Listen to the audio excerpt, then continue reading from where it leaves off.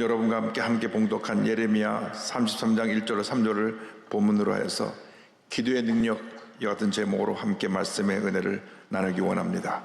제목을 한번 크게 따라 주시기 바랍니다. 기도의 능력. 기도의 능력. 기도는 하나님께 나아가는 축복의 통로입니다.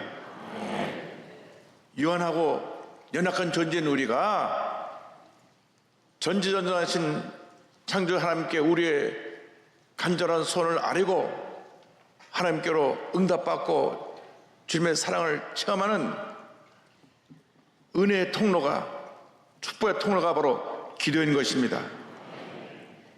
지금 한국은 탄핵 정부로 인해서 큰 혼란에 빠져 있습니다. 이와 같은 힘들고 어려운 상황에서 우리가 해야 할 일은 전지전능하신 하나님께 기도하는 것입니다.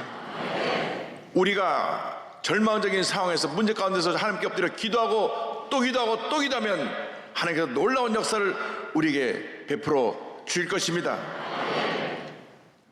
모두가 한 명의 손을 이루는 큰 은혜가 우리 모두에게 임하게 될 것입니다.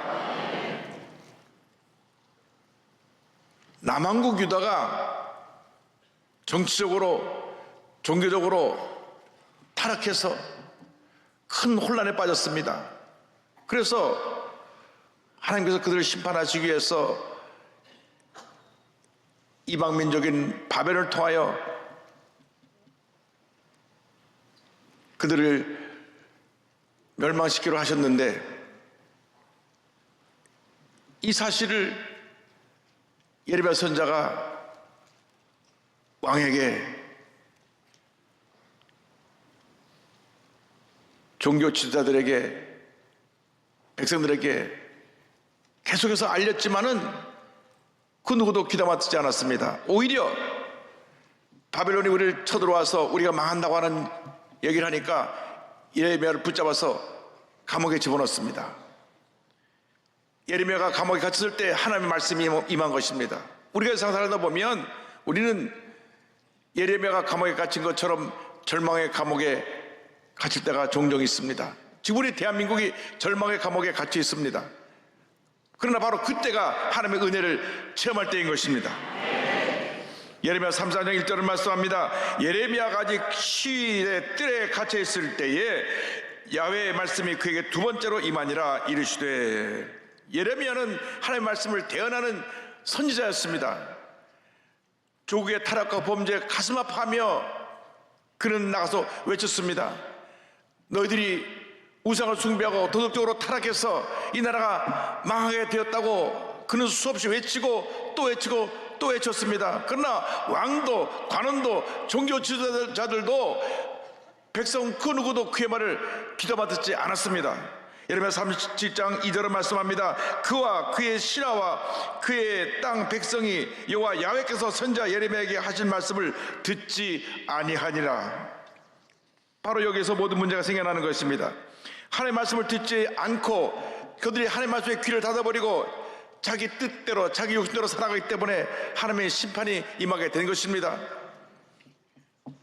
유다왕 시드기야는 나라가 멸망하고 자기는 포로로 끌려간다고 하는 그 예언을 하니까 그를 감옥에 가두었습니다.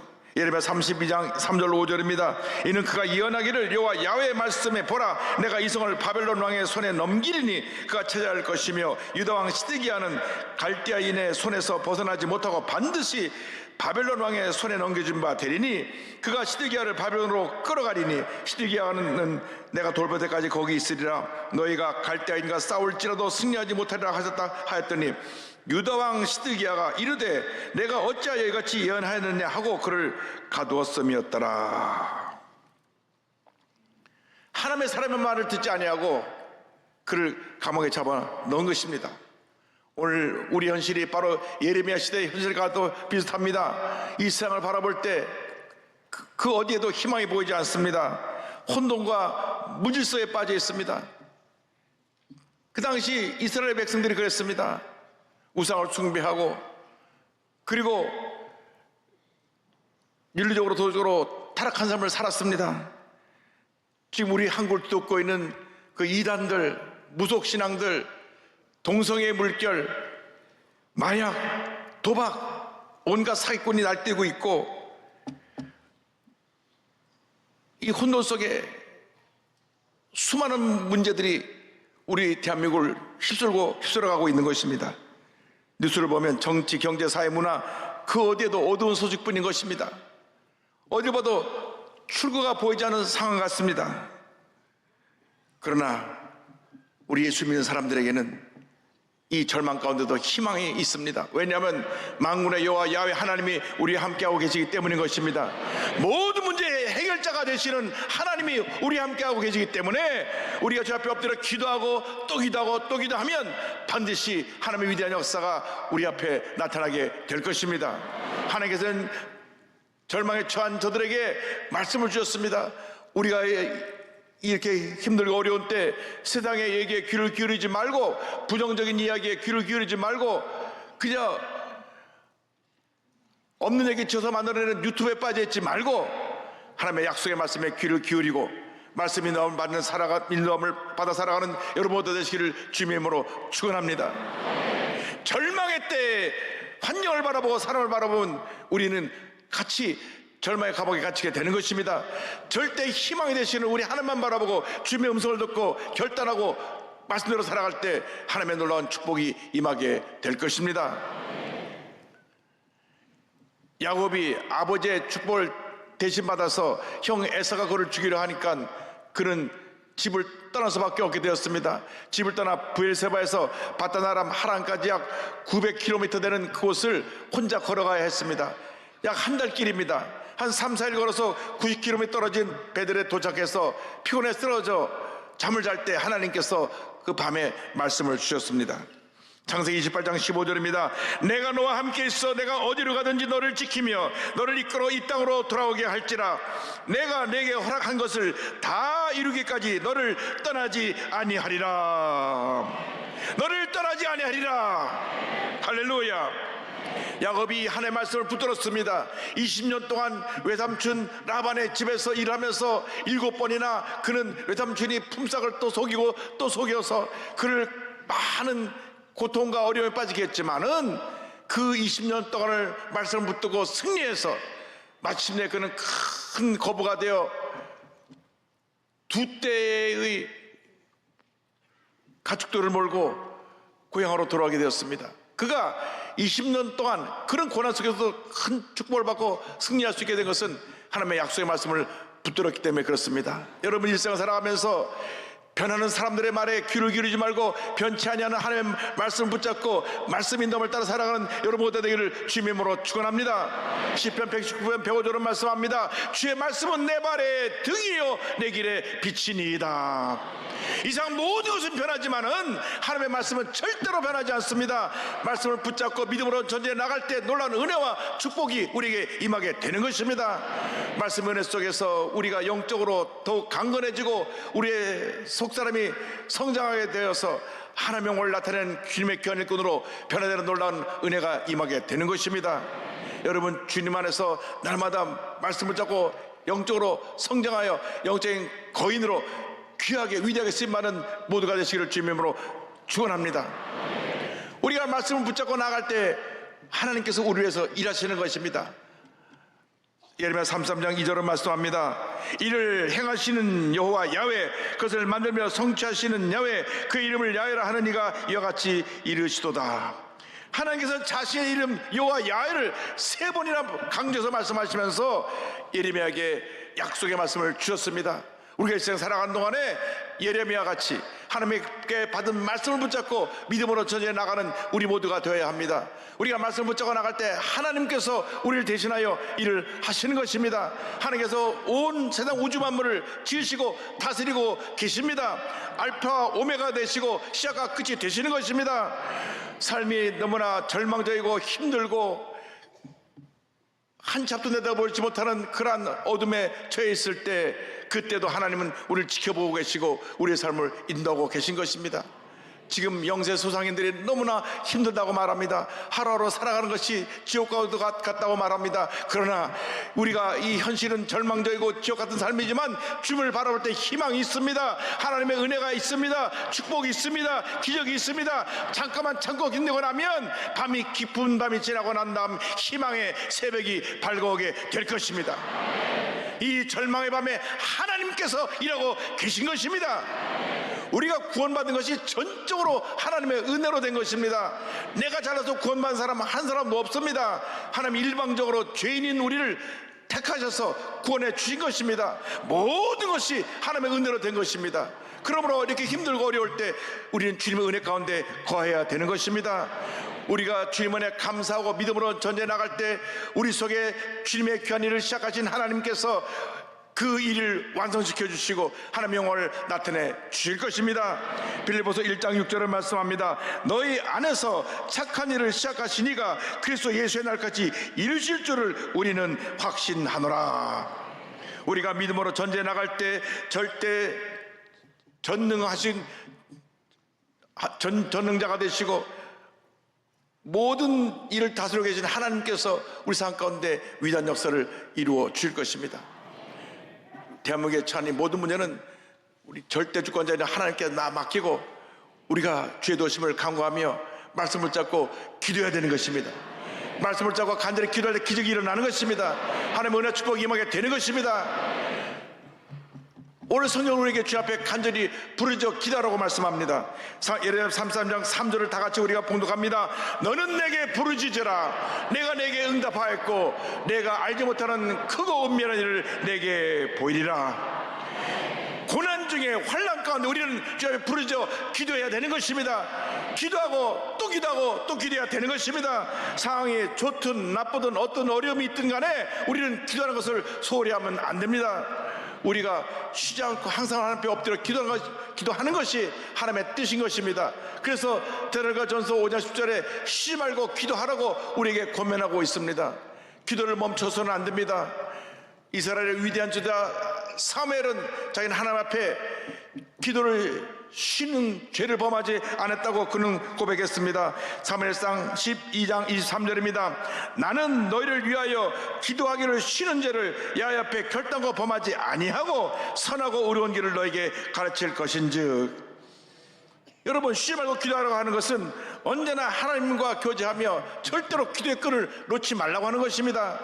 몇 번 기도해보고 응답이 다가오지 않는다고 포기하는 것은 그건 기도가 아닙니다. 기도는 응답이 다가올 때까지 하는 것입니다. 그러나 우리가 기억해야 될 것은 이 기도의 응답은 하나님의 때 하나님께서 우리에게 주시는 것이지 우리가 그 때를 정하는 것이 아닙니다. 그러므로 전폭적으로 하나님만 믿고 의지하고 기도하고 또 기도하고 또 기도하고 또 기도해서 하나님의 놀라운 은혜를 기적을 체험하는 여러분 모두가 되기를 간절히 소원합니다. 간절한 기도에 주님이 응답해 주시는 것입니다. 성경은 말씀합니다. 누가복음 18장 7절입니다. 하물며 하나님께서 그 밤낮 부르짖는 택하신 자들의 원한을 풀어주지 아니하시겠느냐. 할렐루야. 기도는 하늘의 축복의 창고를 여는 열쇠입니다. 예레미야 29장 12절입니다. 너희가 내게 부르짖으며 내게 와서 기도하면 내가 너희들의 기도를 들을 것이요. 우리는 기도를 하나님께 나가야 합니다. 우리의 기도를 들으시고 응답하시는 하나님께 엎드려 기도해야 됩니다. 개인의 문제, 가정의 문제, 생활의 문제, 자녀의 문제, 직장의 문제, 사업의 문제, 이 대한민국의 모든 문제를 끌어안고 주 앞에 엎드려 기도하고 또 기도하고 또 기도하고 또 기도하면 반드시 좋은 일이 일어나게 되는 것입니다. 우리가 기도할 때 하나님이 일하십니다. 우리가 문제를 하겠다고 이리 뛰고 저리 뛰면 하나님이 가만히 지켜보고 계시고 우리가 엎드려 기도하고 또 기도하고 또 기도하면 하나님께서 일하기 시작하시는 것입니다. 사람들은 어리석어서 자기가 무엇인가 할 수 있다고 생각하고 자기 뭐 해보겠다고 이리 뛰고 저리 뛰고 하다 안 되면 마지막에 천부의 의지 없어서 손 들고 옵니다. 그렇게 주님 앞에 돌아 나오는데 우리 주님의 백성들은 먼저 엎드려야 됩니다. 먼저 주 앞에 회개하고 먼저 죄 도심을 간구하고 먼저 주 앞에 부르짖어 기도하고 또 기도하고 또 기도하면 조신 하나님께서 절대 주권자이신 우리 하나님께서 위대한 역사를 우리 삶 가운데 이루어 주실 것입니다. 염려하고 근심하고 걱정할 시간에 기도하고 또 기도하고 또 기도하시기 바랍니다. 빌립보서 4장 6절 7절에 사도 바울이 권면합니다. 아무것도 염려하지 말고 다만 모든 일에 기도와 간구로 너의 구할 것을 감사함으로 하나님께 아뢰라. 그리하면 모든 지각에 뛰어난 하나님의 평강이 그리스도 예수 안에서 너의 마음과 생각을 지키시리라. 기도로 주님께 나아가시기 바랍니다. 주님 앞에 모든 것을 다 맡기시기 바랍니다. 주님 앞에 넘치는 감사 기도로 나갈 때 하나님의 은혜와 축복이 임합니다. 여러분, 기도는 응답입니다. 그렇기 때문에 우리의 기도는 늘 감사가 동반되어야 합니다. 왜냐하면 하나님께서 이미 이루어진 것을 믿고 감사하며 기도할 때 하나님의 은혜가 임합니다. 하나님은 절대로 불평하고 원망하고 부정적으로 말하는 사람과 함께 일하지 아니하십니다.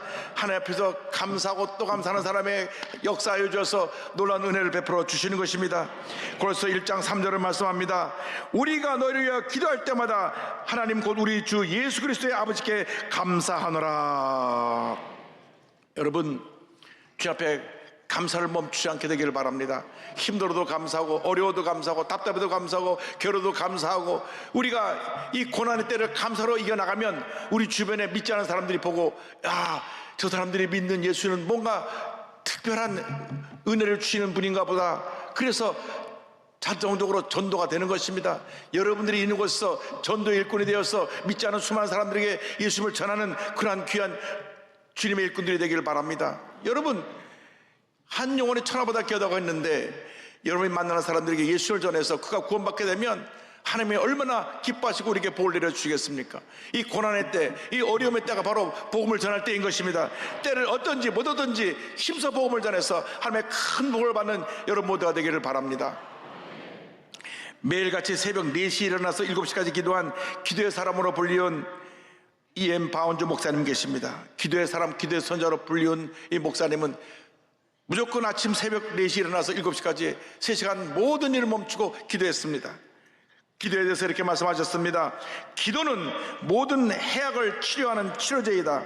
순전한 기도는 모든 악한 것을 교정하며 모든 질병을 치유하며 아무리 비참하고 처참하고 두렵고 절망적인 상황이라도 능히 완화시킨다. 하나님께는 어려운 것이 없다.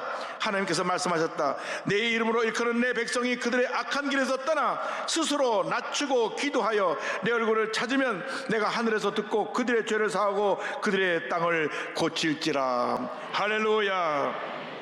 우리들이 스스로 악한 길에서 떠나 하나님 앞에 엎드려 기도하고 또 기도하고 기도하면 하나님께서 모든 문제를 해결해 주시고 놀라운 은혜를 베풀어 주실 것입니다. 우리 1,200만 크리스찬들이 이번 탄핵 정부를 지나가면서 회개하며 기도해야 됩니다. 주님, 우리가 그동안 열심히 기도하지 못한 것 회개합니다. 열심히 전도하지 못한 것 회개합니다. 우리가 풍요로움에 빠져서 간절함이 사라지고 기도도 사라지고 전도하지 못한 것 회개하오니 용서하여 주옵소서. 다시금 큰 부흥 역사가 일어나야 됩니다. 우리 대한민국의 영적 부흥이 바로 이 탄핵 정국의 시대에 우리에게 일어나야 되는 것입니다. 그것만이 대한민국이 살고 대한민국의 미래가 견고히 서는 길인 것입니다. 여러분 모두가 전도의 일꾼으로 변화되시기 바랍니다. 믿지 않는 사람에게 예수님을 증거하시고 엎드려 기도하시고 말씀 붙잡고 나가면 반드시 여러분에게 좋은 일이 일어나게 될 것입니다. 1960년대부터 1990년대까지 40년 동안 5,300여 차례 국내 집회를 인도하시며 또 200여 차례 해외 집회를 인도하신 한국 부흥사계의 대부 신현균 목사님이 계십니다. 살아생전 우리 조영희 목사님과 가장 가까운 친구 목사님이셨는데 이 목사님은 얼마나 말씀을 재밌게 하시는지 설교 시간에 그렇게 웃기세요. 그래서 1시간 반 설교 들어도 한 20분 설교하는 것처럼 금방 설교 시간이 지나가고 또 성대면서를 얼마나 잘하시는지 그 입에서 기차 소리, 비행기 소리, 기관총 소리 못 내는 것이 없습니다. 근데 원래 태어나시는 황해도 수안에서 태어나셨는데 평양에서 자라나시면서 부흥회 때 은혜를 받고 주의종이 되기로 결심을 했습니다. 신학교 2학년 때 전사할 때 그가 교회를 담당하게 됐는데 이몽리 장로교회라는 교회 전도를 부임해서 30명의 성도를 200년 넘게 부흥시킨 성령 충만한 주님의 종이었습니다. 그런데 6.25 전쟁이 터진 것입니다. 공산당이 교회를 폐쇄하고 목사님들을 붙잡아가고 본인은 인민군에 끌려가 이제 전쟁에 대나가 총알바지가 될 수밖에 없는 그런 상황에 산에 숨어 있었습니다. 산에 숨어 있는 가운데 중공군이 전쟁에 참여해서 밀고 내려오니까 성도들을 모아놓고 이제 우리가 신앙의 적을 찾아 남쪽으로 내려갑시다. 그래서 이렇게 성도들에게 설교했습니다. 우리는 지금 신앙을 지키기 위해 남쪽으로 떠나는 것입니다.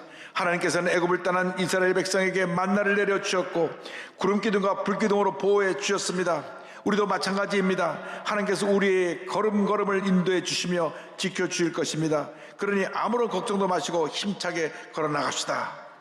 그래서 온 성도를 데리고 출발을 했는데 하루 늦게 출발한 부모님과 가족들은 인민군이 그 길을 막아 다시 붙잡아 돌려보내는 바람에 올라가지 못하고 교회들과 함께 고향을 떠나서 걷고 또 걸어서 임진강 건너편 고량포에 도착하게 되었습니다. 도착해 보니 앞에 임진강이 놓여 있는데 살짝 살얼음이 얼어 있고 배 한 척도 없고 건너갈 수가 없습니다. 뒤에는 지금 인민군이 총소리하고 쫓아오는데 꼼짝없이 붙잡혀 다 죽게 됐습니다. 어찌할 바를 모르고 당하고 있는 성도들에게 목사님이 말씀하셨습니다. 여러분, 우리가 지금 의지하고 믿을 분은 오직 한 분, 하나님뿐입니다. 하나님께서 길을 열어주시면 우리는 사는 것이고 그렇지 못하면 우리는 여기서 죽을 수밖에 없습니다. 여러분, 성경에서 모세가 홍해를 가른 사건을 잘 아실 것입니다. 우리 오늘 밤 하나님께 기도해서 이 임진강이 꽁꽁 얼어붙도록 함께 기도하십시다. 그래서 온 교인이 임진강을 바라보면서 손을 내밀고 간절히 기도했습니다. 밤새 부르짖어 기도하고 또 기도하고 또 기도했는데 그날 밤에 기적이 일어났습니다. 밤새 기온이 영하 20도로 뚝 떨어지지만 임진강이 꽁꽁 얼었습니다. 할렐루야. 동이 뜨자 저들이 환호성을 지르며 그 임진강을 뛰어 넘어서 무사히 남한에 도착하게 되었습니다. 목사님은 기도의 중요성을 이렇게 강조하셨습니다. 어려운 일 당할 때 낙심하지 맙시다. 자포자기하거나 하나님을 원망하는 못난 행동을 하지 맙시다. 하나님 앞에 매달려 기도함으로 승리합시다. 언제나 햇볕만 쨍쨍 내리쬐기만 기대하겠습니까? 진실한 성도라면 고난 중에도 하나님께 부르짖어 기도함으로 위로와 축복을 받게 될 것입니다. 여러분, 지금은 기도할 때입니다. 우리가 주 앞에 부르짖어 기도하고 또 기도하고 기도할 때 하나님의 은혜가 임합니다. 하나님의 축복이 임하게 되는 것입니다. 여러분, 일생을 살아가는 동안 고비고비 인생의 어려운 순간을 다가올 때마다 하나님 앞에 엎드려 기도하시기 바랍니다. 여러분 개인의 여러 가지 문제들, 여러분이 해결할 수 없는 문제들이 여러분 주위를 둘러싸고 있을 때, 여러분의 자녀의 문제로, 직장의 문제로, 사업의 문제로, 또 육신의 질병의 문제로 고통당하고 있을 때 엎드려 주님 앞에 기도하시기 바랍니다. 주님, 나를 불쌍히 여겨주시고 이 고난의 자리에서 주의 도심으로 하나님의 은혜를 체험할 수 있게 하여 주옵소서. 그러면 고난이 변하여 축복이 되고, 슬픔이 변하여 기쁨이 되고, 문제가 변하여 응답이 되고, 하나님의 축복과 기적이 우리 모두에게 임하게 될 것입니다.